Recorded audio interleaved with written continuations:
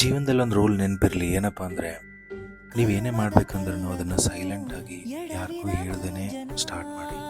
ಜನರಿಗೆ ಹೇಳ್ಕೊಂಡು ಸ್ಟಾರ್ಟ್ ಮಾಡೋದ್ರಿಂದ ಏನಾಗುತ್ತಂದರೆ ಅವ್ರ ಯೋಚನೆ, ಅವ್ರ ದೃಷ್ಟಿ ನೀವು ಮಾಡೋ ಕೆಲಸಕ್ಕೆ ಅಡ್ಡಿ ಆಗ್ಬೋದು.